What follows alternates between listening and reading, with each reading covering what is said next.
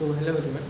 तो अभी तक हमने डिवाइस सीरीज में न्यूटन लॉज ऑफ मोशन तक कंप्लीट कर लिया है एंड आज हम वर्तमान एनालिसिस पढ़ेंगे, समझेंगे जो क्वेश्चन उसके अपीयर हुए हैं प्रीवियस ईयर में, वो आज हम देखेंगे एंड उसका मेथड सॉल्व करने का मेथड देखेंगे, जो सबसे ईजी मेथड सॉल्व करने का उनको वो समझेंगे। ठीक है, स्टार्ट करते हैं।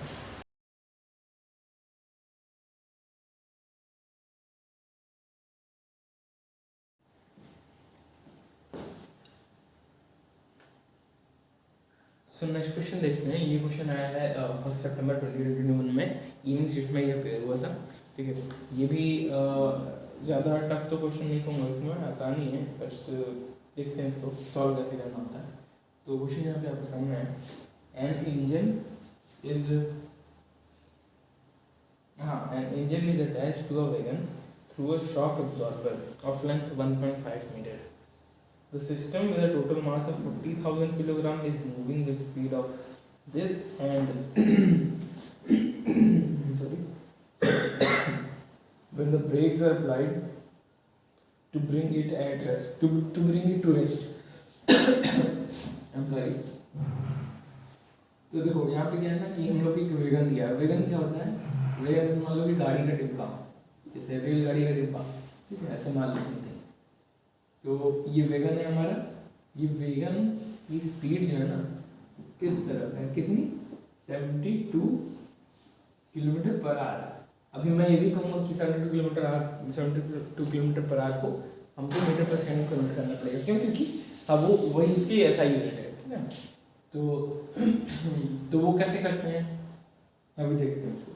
तो अभी यहाँ पे क्या शॉक अब्जॉर्बर लगा, मतलब कि एक स्प्रिंग ले लूँगी। शॉक अब्जॉर्बर मतलब स्प्रिंग है ना, नॉर्मल सिस्टम शॉक स्प्रिंग होता है यहाँ पे, और इसकी लेंथ कह रहा है 1.5 मीटर है। ओके, खैर इसकी जरूरत नहीं पड़ने वाली हम लोग को, बट देखते हैं।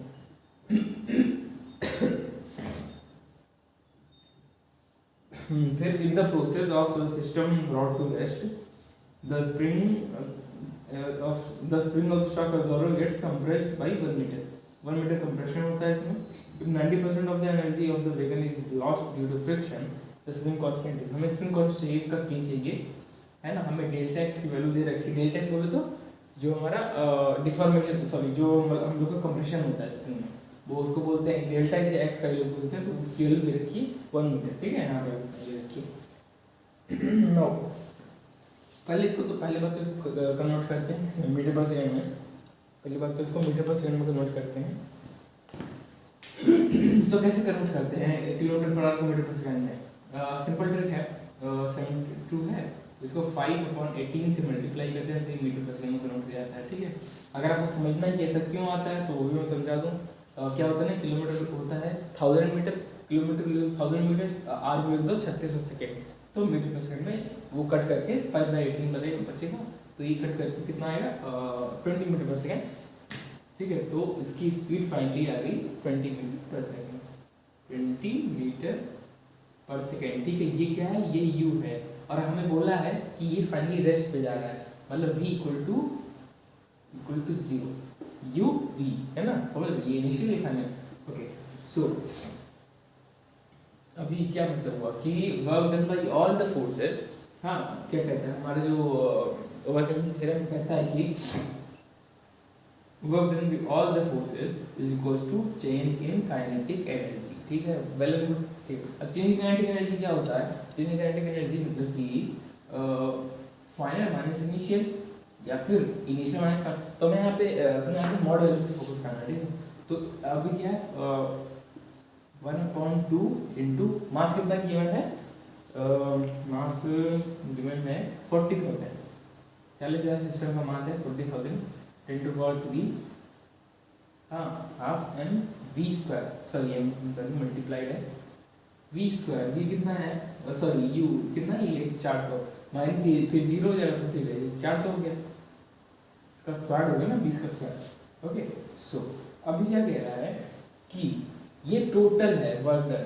अभी फाइनली क्या लिखा है कि in the process of system being brought to rest, the spring of the shock absorber gets compressed by 1 meter with 90% of the energy अगर wagon is lost due to friction, मतलब कि 100% एनर्जी ये है, 90% इसका 90% फ्रिक्शन में lost हो गया, ठीक है, फ्रिक्शन में कोई तो कहीं तो फ्रिक्शन वो हम लोग नहीं देख पा रहे हैं यहाँ पे, तो फ्रिक्शन में कहीं लॉस्ट हो गया, ठीक है।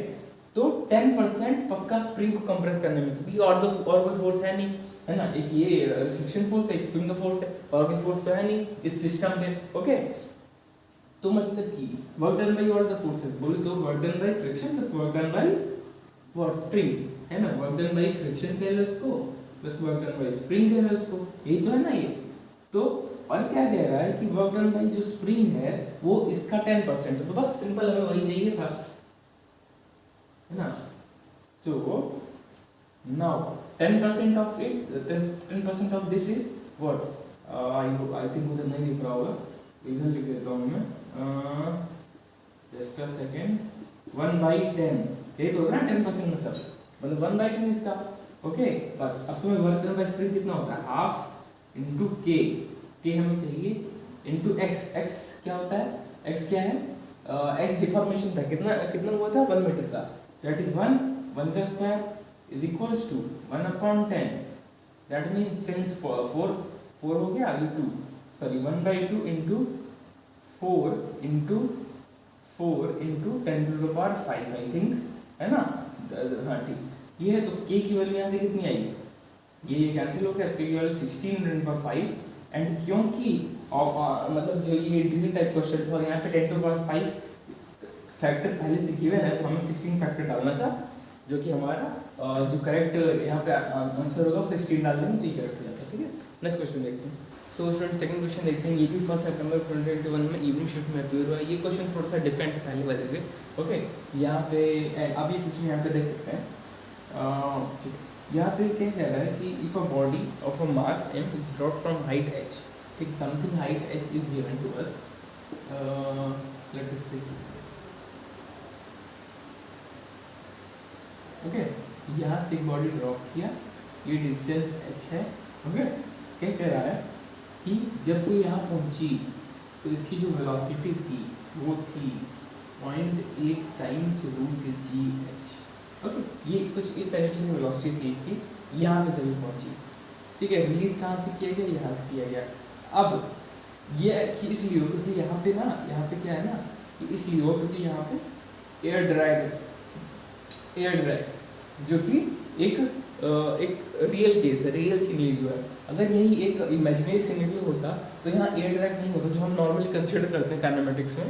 वहाँ पे क्या होता है ना, वहाँ पे यहाँ एयर ड्रैग नहीं होता, तो हम क्या कर देते हैं कि अगर ये एच डिस्टेंस फॉलो हुआ, यहाँ पे इनिशियल वेलोसिटी 0 थी, तो हम लिख देते हैं सीधे सीधे equal to √2GH, and which is obviously greater than this, okay. अगर आप देखें इसको तो ये इससे बड़ा है, क्यों, क्योंकि √2 की वैल्यू होती है 1.41, ओके। तो 1.41 है, ये 0.8 है, तो छोटा ही है ऑब्वियसली। तो ऐसा क्यों हुआ, क्योंकि सम एनर्जी जो है ना, some energy got used up for air drag, ठीक है। एयर ड्रैग की वजह से कुछ एनर्जी यूज, क्योंकि एयर ड्रैग भी एक तरह का फ्रिक्शन है, एक तरह का फ्रिक्शन फोर्स है, तो वहाँ कुछ एनर्जी यूज हो गई, ठीक है। तो अब हम देखेंगे क्या कह रहा है क्वेश्चन में कि हमें work done by air friction find करना है। ये एयर ड्रैग की वजह से जो फ्रिक्शन, जो एयर ड्रैग की वजह से जो वर्क हुआ इस बॉल पे, ठीक है, एक बॉल थी, उस बॉल पे कितना वर्क हुआ एयर ड्रैग की वजह से, वो हमें फाइंड करना। बहुत ही सिंपल तरीका है, ठीक है। यहाँ पे हम कोई कॉम्प्लेक्स इंटीग्रेशन ये सब कुछ नहीं करेंगे, सिंपल तरीका है, देखते हैं कैसे होगा। क्या कह रहा है कि हमें वर्क एनर्जी थ्योरम पता है। वर्क एनर्जी थ्योरम क्या कहता है कि work done by all the forces, work done by all the forces equals to change in kinetic energy. यही तो है वर्क एनर्जी प्रिंसिपल, और क्या है कि work done by all the forces on our body is equal to change in kinetic energy of the body. Simple है, ठीक, यही है ना। अगर नहीं याद है तो याद कर लो, यही है क्या, यहाँ पे मैं लिख देता हूँ, आई थिंक वो उसके नीचे आ जाएगा, बट ये है हमारा work energy theorem, work energy theorem, simple, okay. Now अगर आपको ये चीज़ पता हो कि इनिशियल वेलोसिटी 0 है, तो आप क्या लिख सकते हैं कि half into mass into final velocity vf² minus vi², vi is 0, तो और vf कितना है गिवन है अपने को, vf गिवन था कितना 0.8 √GH, ओके। तो नाउ विल स्क्वायर इट, तो 0.8 का स्क्वायर कितना होता है 0.64, that means 0.64 GH, okay, plus sorry minus 0, okay ठीक है, क्योंकि I sorry v i zero क्योंकि रिसोर्स जीरो, ठीक है। Work done by all the forces. Now कौन कौन सी फोर्स लग रही है, जरा सोचना इस पे, बॉल पे कौन कौन सी फोर्स लग रही है? दो फोर्स लग रही है, एक है ग्रेविटेशनल फोर्स, ठीक है, उसका कंसीडर करेंगे हम लोग वर्क, एंड दूसरी फोर्स कौन सी लग रही है? एयर ड्रैग फोर्स, उसका कंसीडर करेंगे हम लोग। तो ग्रेविटेशनल फोर्स का वर्क कितना होता है? कितना होता है? Weight into force into distance, that means weight क्योंकि कांस्टेंट है ग्रेविटेशनल फोर्स, तो हम लोग उसको डायरेक्टली ऐसे लिख सकते हैं, लिख सकते हैं क्योंकि ये पॉजिटिव वैल्यू रहेगी। क्यों? क्योंकि फोर्स भी नीचे लग रहा है, डिस्प्लेसमेंट भी नीचे ही हो रहा है, ठीक है। ओके ये प्लस हो गया, लेकिन क्योंकि जो बॉल है उस पर एयर ड्रैग अपवर्ड लगेगा और मोशन इसका डाउनवर्ड है ना, डिस्टेंस ये एक्स डाउनवर्ड चल रहा है, एयर ड्रैग ऊपर लग रहा है, तो हम इसको अगर देखो अगर हमें यहाँ पे अगर फोर्स पूछा होता, एयर ड्रैग का कितना एवरेज फोर्स लगा, वो भी हम यहाँ से निकाल सकते थे, बट क्योंकि यहाँ पे वर्क पूछा है तो हम डायरेक्टली लिख देंगे W एयर, ठीक है, W एयर लिख देंगे। ओके, माइनस क्यों लिखा, समझ में आ रहा होगा? माइनस इसलिए लिखा क्योंकि ये एक नेगेटिव वैल्यू होगी। ओके ठीक है, ना अब इसको सॉल्व करेंगे अगर हम लोग तो इधर क्या, ठीक है 0.64 का हाफ है, that means W air will be equal to mgh minus what 0.32 minus 0.32 mgh, ठीक है। हाँ ठीक है, तो इसकी वैल्यू आएगी 0.68 mgh। ओके ये वैल्यू है। अब ऑप्शन में थोड़ा सा आपको बचाने की कोशिश किया, ठीक है, ऑप्शन में आपको थोड़ा सा बचाने की कोशिश किया इसने, क्योंकि ऑप्शन में सारे गिवन थे। ऑप्शन में गिवन था mgh 0.64 mgh, ठीक है, 0.68 mgh एक ही जगह था, बट अब क्योंकि वहाँ पे ऑप्शन में क्या गिवन है -0.68 mgh गिवन है। और ऐसा क्यों आया पता है? ऐसा इसलिए है क्योंकि हमने यहाँ पे एयर ड्रैग को नेगेटिव कंसीडर कर लिया पहले ही। क्यों? क्योंकि हमें पता है वो नेगेटिव है, और उसने जो सॉल्व किया था, ठीक है, जो जे के ऑप्शन में आया था उसने कंसीडर नहीं किया था कि वो नेगेटिव है, ठीक है, उसने ऐसे मान लिया था कुछ भी होगा। ओके, बट उसने क्योंकि उसको पता था कि ऐसे बच्चे करेंगे कि वो लोग पहले कंसीडर करेंगे कि नेगेटिव, तो उस केस में उसने 0.68 एक ही वैल्यू दी थी, ठीक है, बाकी और कोई वैल्यू 0.68 नहीं थी। हाँ माइनस में था पर 0.68 एक ही जगह था, तो इसलिए आप आसानी से 0.68 mgh माइनस में लगा सकते थे, ठीक। नेक्स्ट क्वेश्चन देखते हैं। सो स्टूडेंट्स नेक्स्ट क्वेश्चन देखते हैं। ये आपका क्वेश्चन 31 अगस्त को 2021 में मॉर्निंग शिफ्ट में ये आया हुआ क्वेश्चन है, ठीक है। ये भी क्वेश्चन ज़्यादा टफ तो नहीं है, बट इस क्योंकि ये डिफरेंट है तो इसलिए मैंने यहाँ पे ये भी एक केस लेने की कोशिश की। तो देखते हैं क्या रहा है क्वेश्चन आपके सामने आप होगा। कह रहा है कि block moving horizontally on a smooth surface with speed 40 metre per second split into two part, ठीक है। एक ब्लॉक था हमारा, इनिशियली हमारे पास एक ब्लॉक था, लेट्स से इसका मास m है, फॉर कन्वीनियंस मान लेते हैं इसका मास 2m है, ठीक है, कन्वीनियंस के लिए इसका मास 2m मान लेते हैं, क्योंकि कुछ कहा नहीं क्वेश्चन में, फाइनली कैंसिल भी हो जाएगा मास, तो इसलिए 2m with speed 40 metre per second, ये 40 मीटर पर सेकंड से इधर जा रहा है, मान लेते हैं इधर ही जा रहा है, ठीक है, ओके। और ये स्प्लिट हो जाएगा, फाइनली क्या होता है ना, ये स्प्लिट हो जाता है कि में टू पार्ट्स में स्प्लिट हो जाता है, equal parts, two equal parts. इसलिए मैंने यहाँ पे इसको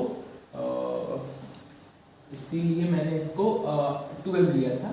खैर ये क्वेश्चन के नीचे आई थी कि ना आए, इसलिए मैं थोड़ा इसको शिफ्ट कर देता हूँ। हाँ, सो ये 2m था, ये 40 मीटर पर सेकंड से इधर जा रहा है ना, ये ब्रेक हो जाता है किसमें, दो ब्लॉक्स में, सॉरी दो मासेस में, जो कि अब एक की वेलोसिटी राइट उसी डायरेक्शन में 60 मीटर पर सेकंड गिव देते हैं, ठीक है। इसकी वेलोसिटी 60 मीटर पर सेकंड है, इसकी हमें चाहिए, मान लेते हैं इसकी भी है, इसी डायरेक्शन में होगी, है ना, इसी डायरेक्शन में होगी। अब हमें जो फाइनल चीज चाहिए वो बाद में देखेंगे, पहले देख लेते हैं कि v कितना होगा, ठीक है। तो कंजर्वेशन ऑफ लीनियर मोमेंटम के अकॉर्डिंग, क्योंकि इस डायरेक्शन में कोई फोर्स नहीं लगा, तो वो लीनियर मोमेंटम सिस्टम को पूरा कांस्टेंट रहना चाहिए, ओके। ये तो है, तो इनिशियल लीनियर मोमेंटम कितना है 2m multiplied by 40 metre per second, and this is m into 60 meter per second. Okay, we do not have to write 60 meter per second, we just have to write 60. Now ये था हमारा linear momentum that is p I and this is p f, है ना, by conservation of linear momentum, COLM बोले तो conservation of linear momentum के according ये होना चाहिए, ठीक है। प्लस अभी पूरा नहीं हुआ ये, प्लस ये तो तुमने इसका लिख लिया, अब तुम इसका लिखोगे दैट इज mv, है ना।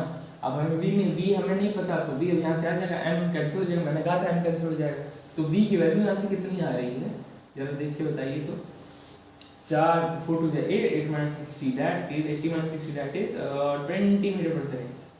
So now we got v. Now we just have to erase it. Let us erase it and let us write here what 20 meter per second. Okay. अभी क्या कहा क्वेश्चन में, अब क्या कह रहा है वो समझने लो। In the same then the fractional change of kinetic energy will be the fractional change of kinetic energy will be fractional change of kinetic energy का ये क्या होता है। तो सबसे पहले समझते हैं फ्रैक्शनल चेंज क्या होता है ना। फ्रैक्शनल चेंज किसी भी चीज का मान लो fractional change of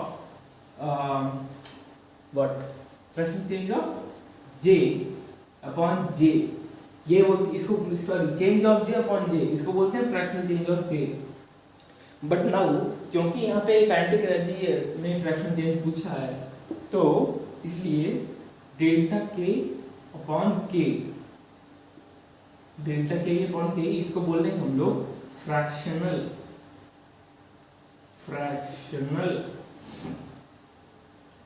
change in k। ठीक है, ये हमारा fractional change in kinetic energy, ठीक है। हाँ, अभी इसका डेल्टा k क्या होता है। डेल्टा k मतलब कि हमारी ये फाइनल कंडीशन है ना। जस्ट लेट मी डिवाइड, ये फाइनल कंडीशन है, ये इनिशियल कंडीशन है। ओके, तो चेंज क्या होता है, चेंज हम कैसे देखते हैं। जैसे मान लो तुम्हारे पास पहले 10 रुपए थे, फिर बाद में कितना हो गया 5 रुपए बचे, तुम चेंज कैसे देखोगे। मतलब तुम्हारे पास फाइनली 5 है, सॉरी फाइनली 5 रुपए है तुम्हारे पास, इनिशियली 10 रुपए था, तुम चेंज कैसे देखोगे। तुम चेंज कैसे देखोगे, फाइनल माइनस इनिशियल कर दो, that is 5 minus 10 that is -5, मतलब इतने का -5 का तुम्हें घाटा हुआ, ठीक है। तो इसको बोलते हैं चेंज। तो वैसे ही डेल्टा k क्या होगा, final minus initial, final what final kinetic energy minus initial kinetic energy of the system. तो initial kinetic energy sorry final kinetic energy कितना सिस्टम का, हाफ इनटू दिस का स्क्वायर, हाफ इनटू m, कौन ये तो दोनों में से है तो उसको बाहर ले लिया, half into m into 60 square plus 20 square, ये फाइनल सिस्टम का हो गया। अब इसमें में से माइनस करेंगे व्हाट हाफ इनटू 2m, है ना, क्यों, क्योंकि अब इसका काइनेटिक एनर्जी लिखनी है हमको, इनटू 40 स्क्वायर। ऑलराइट, ठीक है ठीक है। हाँ, तो और यहाँ पे क्या होगा फाइनली, ये होगा यहाँ पे ये इनिशियल काइनेटिक, यहाँ पे के कौन से लिखते हैं, यहाँ पे के ये लिखते हैं, ठीक है, क्योंकि यहाँ पे घट गया तो यहाँ पे काइनेटिक एनर्जी ये वाले लिखते हैं। ये कितना होगा, half into 2m into half into 2m into 40 square. Okay, ठीक है। अब वो इसको सॉल्व करते हैं तो हाफ हाफ हाफ कट जाएगा सब में से, m m कट जाएगा सब में से। ओके, तो ये कितना बचेगा 2 इनटू 40, है ना, 2 इनटू 40 स्क्वायर के जस्ट लेट मी राइट। हाँ, तो 60 स्क्वायर प्लस 20 स्क्वायर कितना होता है, 60 मतलब 3600, 400 मतलब कि 4000 हो गया, माइनस व्हाट माइनस क्योंकि हाफ हाफ में से कैंसिल हो गया है तो ये 40 स्क्वायर होगा। 40 स्क्वायर कितना होता है, 1600 इनटू कितना होता है 3200 divided by this 2 into 40 square that is ये भी 3200 हो जाएगा, सॉरी आई एम सॉरी 1000, ठीक है। तो ये कितना होगा 800 upon 32 that is 1/4 I think, है ना, 800 अपॉन 32 दैट इज 1/4। एंड क्योंकि ऑप्शन में क्योंकि ये इंटीग्रेटेड टाइप क्वेश्चन था और यहाँ पे x/4 यहाँ पे फाइनल आंसर था, दैट मींस अगर इसको लोग वो करें, ठीक है, तो x की वैल्यू आएगी 1, ये आपका फाइनल आंसर है, x की वैल्यू इक्वल टू 1, ठीक है। नेक्स्ट क्वेश्चन देखते हैं। तो स्टूडेंट हम लोग अपना नेक्स्ट क्वेश्चन देखते हैं। ये क्वेश्चन आया है 26 अगस्त को मॉर्निंग शिफ्ट में, है ना। एंड ये क्वेश्चन थोड़ा सा बाकियों से अलग है एंड ये अच्छा क्वेश्चन भी, क्योंकि ऐसे क्वेश्चन अपीयर होते हैं मोस्टली एग्जाम में। सो क्वेश्चन है आपके सामने एंड लिखा गया है uniform chain of length 3 metre and mass 3 kilo और हैंग्स अ स्मूथ टेबल, और हैंग्स अ स्मूथ टेबल पर रखी हुई है, ओवर हैंग कर रही है, मतलब वो लटक रही है, ओके। तो 2 मीटर लाइन ऑन टेबल, इसके इस kinetic energy of the chain as the in the joule as it completely slips off the table, तब है क्या केवल चाहिए एंड एनर्जी इक्वल टू 10। सो देखो कंडीशन मतलब है क्या, हो क्या रहा है कि 3 metre mass 2 metre line on table. So initially जो हमारी ये चेन है ना, चेन को ऐसे रिप्रेजेंट कर सकते हैं हम लोग एंड ये हाँ कुछ ऐसी सिचुएशन है, ठीक है। ये चेन है हमारी एंड ये 1 मीटर हैंग कर रही है इनिशियली, ओके। एंड ये 2 मीटर, इसकी total length 3 metre obviously, and ये 2 मीटर इस पे लाई करी, 3 मीटर सॉरी 1 मीटर यहाँ पे है एंड क्या गिवन है कि 3 मीटर लेंथ है और 3 किलोग्राम मास है टोटल। दैट मीन्स 1 मीटर का मास 1 किलो होगा, है ना। 3 मीटर का मास 3 किलो, तो 1 मीटर का मास 1 किलो, क्योंकि ये लेंथ यूनिफॉर्म है, सॉरी ये हमारी जो चेन है यूनिफॉर्म है। दैट मीन्स इतने पूरे का जो मास होगा वो होगा 1 किलोग्राम, है ना, जो हैंग कर रहा है, ठीक है।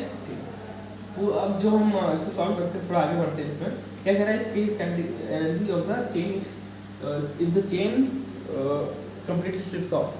तो चेन अगर कंप्लीटली स्लिप ऑफ होगी, ठीक है, एक सेकेंड, हाँ, तो अगर चेन कंप्लीटली स्लिप ऑफ होगी तो क्या होगा, सिनेरियो क्या बन रहा होगा, सिनेरियो ये बन रहा होगा,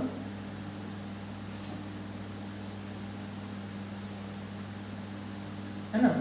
ये है कुछ, ये 3 मीटर लेंथ है, ये 3 मीटर लेंथ हो गई है ना। पहले क्या था कि अगर आप इसको मान लेते हैं क्या कि ये ग्राउंड लेवल है, let us consider it as a ground level, it this is ground level, ठीक है। इसको कंसीडर करते हैं हम लोग, ये ग्राउंड लेवल है एंड ग्राउंड लेवल क्यों, मतलब ग्राउंड लेवल कहने का मतलब क्या है कि अल्टीमेटली यहाँ U 0 है, सॉरी U केवल 0 है, पोटेंशियल एनर्जी हम यहाँ पे 0 कंसीडर कर लेते हैं, ठीक है, ठीक है। तो ओवर मतलब हाँ ठीक है। Now it is 3 metre length now, है ना। तो अभी क्या होगा कि अब ये जो होगा ना, ये इसका सेंटर ऑफ मास होगा, दैट मीन्स ये 3m हो गया, है ना, और ये हो गया कितना 1.5 metre, if I am not wrong 1.5 metre होगा ये, है ना। 1.5 मीटर 3 मीटर टोटल लेंथ, तो हाफ पे होगा ऑब्वियसली, ठीक है। एंड अब इसकी कुछ वेलोसिटी भी होगी, इसको हम मान लेते हैं v है एंड इनिशियली इसकी वेलोसिटी थी 0, u इक्वल टू 0 था एंड इसका जो सेंटर ऑफ मास था इनिशियली वो कितना था, हाफ डिस्टेंस पे था, है ना। अगर मैं समझाता हूँ कर क्या रहे हैं, देखो हम लोग यहाँ कर रहे हैं ना, हम लोग यहाँ पे एनर्जी कंसेप्ट लगा रहे हैं, क्यों, क्योंकि वो हमारे लिए फेवरेबल है ना। क्योंकि देखो ये हाफ मीटर पहले तो ये इतना था, अब जैसे स्लिप ऑफ हो गया तो इसकी वेलोसिटी फाइंड करनी, तो हम लोग बस सिंपली वर्क एनर्जी थ्योरम लगा कर सकते हैं। तो now total mechanical energy conserve रहेगी, क्यों, क्योंकि फ्रिक्शन फोर्स नहीं है, ठीक है। आगे बढ़ते हैं। तो kinetic energy initial that means KI plus UI must be equal to KF plus UF, ये तो है ना, ये तो है, ओके। नाउ क्योंकि ये 2 मीटर ऊपर पड़ा है तो 1 ही मीटर लेंथ यहाँ पे है, तो ये जो पोटेंशियल एनर्जी होगी ये 1 किलोग्राम की वजह से होगी, ध्यान देना, ये 3 किलोग्राम की वजह से होगी क्योंकि यहाँ पे पूरा आ गया है, अब ये चीज़ है, ठीक है। तो काइनेटिक एनर्जी इनिशियली 0 रश पे था, तो 0 प्लस UI कितना है, UI कितना होगा, क्योंकि ये नेगेटिव में है ना, डाउनवर्ड है, तो नेगेटिव कंसीडर कर लेंगे हम लोग, तो इसको माइनस कर देंगे और इसको कर देंगे हम लोग 1 into G into H is 1/2, H is 1/2, ठीक है। जी की वैल्यू रख देते हैं 5, जी की वैल्यू 10 रख देते हैं, हम सभी 5 कह रहा हूँ, जी की वैल्यू 10 रख देते हैं, तो इस पूरे की वैल्यू 5 आ जाएगी, क्योंकि g into 1/2 that is 5 is equal to KF, हाँ ये इंपॉर्टेंट है, KF half into m is 3, ध्यान देना m is 3 into v square, into v square को वी हमें चाहिए, वी तो फाइंड करना है हम लोग को, काइनेटिक एनर्जी नहीं, हमें काइनेटिक एनर्जी फाइंड करना है, सॉरी। तो हमें इतना पूरा क्यों कर रहे हैं हम लोग, हमें सीधे के लिख दें, हम यहाँ पे सीधे के लिख दें, है ना, प्लस यूएफ कितना होगा, हाँ ठीक है, तो यूएफ यहाँ पे नेगेटिव में होगा, इसको नेगेटिव में कर देते हैं। यूएफ कितना होगा, यहाँ पे वैल्यू कितनी रखनी है बताओ जरा, वैल्यू कितनी रखनी है यूएफ की, 3 into 10 into 3 into 10 into 3/2 half है ना, सॉरी 1.5 है ना, 3/2 सही है। तो 2 5 है 10, 5 10 45 -45, that means k is equal to 45 - 5, that is 40 joule. देखते हैं हम लोग, ये क्वेश्चन 27 जुलाई को अपीयर हुआ था, यूनिट शिफ्ट में आया था ये क्वेश्चन। है तो ये आसान क्वेश्चन, ठीक है तो ये आसान थोड़ा सा, बट इसमें जो स्टेप्स हैं वो इम्पोर्टेंट है ना, और इंटीग्रेशन भी इसमें इन्वॉल्व है थोड़ी सी, तो वो सब इम्पोर्टेंट है थोड़ा सा, देखते हैं इसको। और आपका यहाँ पर कैलमेटिक्स भी रिवाइज हो जाएगा थोड़ा सा, ठीक है। तो कह रहे हैं automobile of mass m accelerate, automobile accelerate कर रहा है विद कांस्टेंट पार, ठीक है, उसका इनिशियल वेलोसिटी 0 रहती है, कांस्टेंट पार से एक्सेलरेट करता है ना। और क्या होता है कि पोजीशन बोले तो x को हमें टाइम का फंक्शन कैसे बनता है वो हमें डिनोट करके दिखाना है यहाँ पे, कि x एज अ टाइम का फंक्शन क्या है, ठीक है, वो हमें यहाँ पे लिखना है। किसके लिए, ऑटोमोबाइल के लिए जो कि रेस्ट से स्टार्ट हो रहा है, ठीक है। हाँ, तो हमें पता है कि p जो है पार है, p equal to f v होता है ना, क्योंकि p कांस्टेंट है बट f और v दोनों वेरिंग है, ठीक है। तो f क्या होता है, हमें पता है f होता है m इंटू a, और a को हम लोग क्या लिख सकते हैं, v into d v by d x, that means v d v by d x times velocity, है ना। तो वेलोसिटी 2 बार आई है तो वेलोसिटी स्क्वायर हो जाएगी और ये p रह जाएगा, और ये p बाई m है ना इंटू डी एक्स हो गया, और ये हो जाएगा v square d v, okay. ये 0 टू v हम लोग इसको इंटीग्रेट कर रहे हैं, हम इसको 0 टू x इंटीग्रेट कर रहे हैं क्योंकि इनिशियल रेस्ट पे था, ठीक है, और वो हम जो इनिशियल पॉइंट था उसको हम लोग एज ओरिजिन पॉइंट मान लेते हैं। So px by m is equals to v cube by 3, है ना, ये कुछ आया ऐसा। अब v की वैल्यू x के टर्म्स में कितनी आई, v की वैल्यू x के टर्म्स में आती है हमारी 3p बाई mx, है ना, होल टू पावर 1/3, है ना, ये आई है। अब बाकी हम इरेज कर दें इसको थोड़ा सा, ठीक है। So v is equals to 3p by m, है ना, इसको हम लोग क्वेश्चन की तरह भी ट्रीट कर सकते हैं, और इसको हम लोग ये वेरिएबल है मेनली, बस ये कांस्टेंट है। सो इज इक्वल्स टू क्या dx बाई dt, क्योंकि हमें t का फंक्शन बताना है क्या x, ठीक है, हमें v और x का फंक्शन नहीं बताना, हमें बताना था x का फंक्शन t के रिस्पेक्ट में। अब क्या, तो ये सिंपल हो गया। अब क्या करना, x बाई x पर 1/3 को इधर लाना है, dt को इधर लाना, बस इंटीग्रेट करना है, ठीक है। तो 3p by m dt, okay, 3p by m dt, ये हो गया 1/3 के पार है, ठीक है, ये 1/3 के पार है, ओके, यहाँ पे इंटीग्रेट किया और dx अपॉन x पर 1/3 ले आए, इसको इंटीग्रेट करेंगे, ये 0 टू x करेंगे, इसको 0 टू t करेंगे, है ना, समझ रहे हो, ये सब चीज, ये तो आसान है, ये तो आसान है, इंटीग्रेशन है बस, और क्या। सो dt, क्योंकि यहाँ पे t और कुछ नहीं था तो dt हो जाएगा, तो 3p अपॉन m पावर 1/3, और ये t रह जाएगा, है ना, ये t रह जाएगा, ठीक है, इज इक्वल्स टू ये, हाँ ये समझने वाले क्योंकि ये x पावर माइनस 1/3 था, ठीक है, ये x पावर माइनस 1/3 है, तो इसका इंटीग्रेशन क्या होगा, x power minus 1/3 plus 1 upon minus 1/3 plus 1, that is, काम करते हैं, इसको कर देते हैं 1/3 प्लस 1 अपॉन 1 माइनस 1/3, यही होता है इंटीग्रेशन, है ना। लिमिट्स लगा देंगे, दैट इज लिमिट लगाएंगे क्योंकि 0 टू x है तो यही रह जाएगा, ठीक है। तो 1 माइनस दैट इज 2/3 अपॉन 2/3, तो 3/2, ओके, इसको लिख दो x पावर 2/3 2/3 और 3/2 ये बन गया। ठीक है, अब क्या करो कि 2 इधर ले 2/3 से मल्टीप्लाई कर दो इसको, है ना, 2/3 से मल्टीप्लाई कर दो इसको, तो 2/3 है ना, और ये क्योंकि ये पावर 2/3 है इसका, तो एक मल्टीप्लाई करते हैं इसको। हाँ सॉरी, तो 2/3 से मल्टीप्लाई करते हैं इसको, सो 3p/m for 1/3 into t equals to x power 2/3।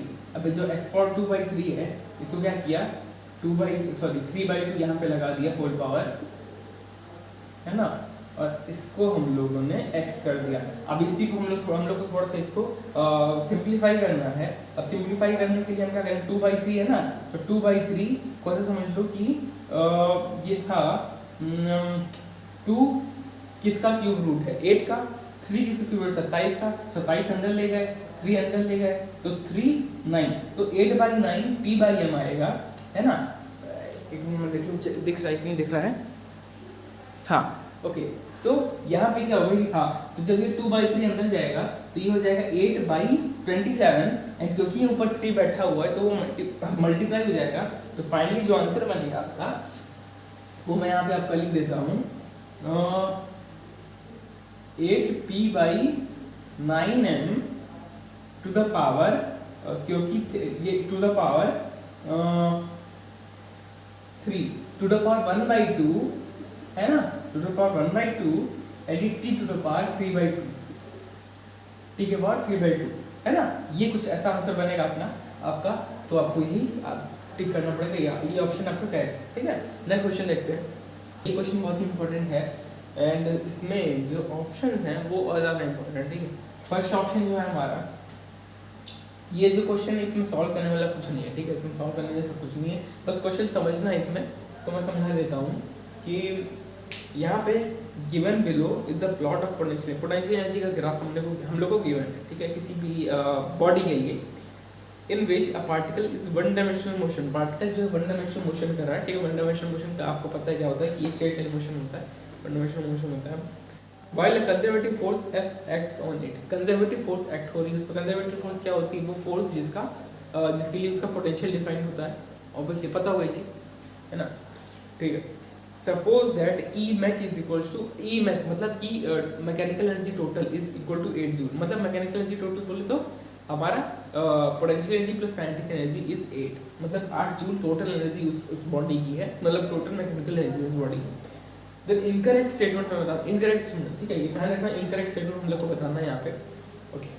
So first statement कह रहा है कि eight x greater than x4 ke is constant throughout the region, kinetic energy constant है, ठीक है। अगर आपको ये चीज समझ में आ रही कि ई मैक की जो वैल्यू है वो 8 जूल है, और वो जो वैल्यू है, ठीक है, वो मैक्सिमम वैल्यू है, ठीक है, क्योंकि वो किसी भी, अगर ध्यान दो तो u x4 के आगे जो u है वो एक कांस्टेंट वैल्यू अटेन कर ले रहा है, तो अगर u को, क्योंकि u plus k is equals to e होता है, दैट इज 8 होता है, तो अगर u कांस्टेंट हो गया तो k को कांस्टेंट होना पड़ेगा ना, ठीक है। तो first option is correct, obviously, तो वो इनकरेक्ट नहीं है, ठीक है, क्योंकि हमें इनकरेक्ट फाइंड आउट करना है। Second option on the other end कि x equal to x2 at x equal to x2 क्या कहा है कि kinetic energy is greatest, kinetic energy greatest है। काइनेटिक एनर्जी ग्रेटेस्ट होने का मतलब क्या, क्योंकि kinetic energy plus potential energy is equal to total energy, तो अगर काइनेटिक एनर्जी ग्रेटेस्ट होगी तो पोटेंशियल एनर्जी को मिनिमम होना पड़ेगा, तो x इक्वल टू x2 पे मिनिमम है भी, अगर ग्राफ में देखो तो वहाँ पे वो 0 है ना, पोटेंशियल एनर्जी वहाँ पे 0 है, तो देखो, तो ये ऑप्शन करेक्ट हुआ ना कि particle is moving at fastest speed, kinetic energy greatest है क्योंकि पोटेंशियल एनर्जी मिनिमम है, तो काइनेटिक एनर्जी ग्रेटेस्ट मतलब कि पार्टिकल अपनी हाईएस्ट वेलोसिटी से मूव कर रहा है, ठीक है, ये ऑप्शन भी करेक्ट हो गया।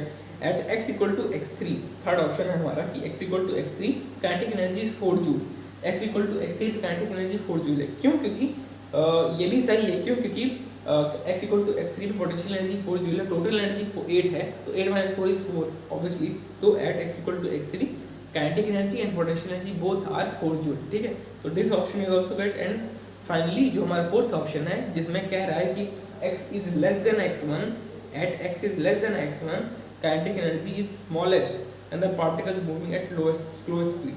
now x is less than x1 पे काइनेटिक एनर्जी स्मॉलेस्ट। ये तो बात ठीक थी भाई तुम्हारी कि x equal to x less than x1 पे काइनेटिक एनर्जी स्मॉल थी, क्यों? क्योंकि पोटेंशियल एनर्जी वहाँ पे 8 जूल है ना, और टोटल एनर्जी भी 8 जूल है। बट तुमने ये बात आगे कही कि particle is moving at slowest speed.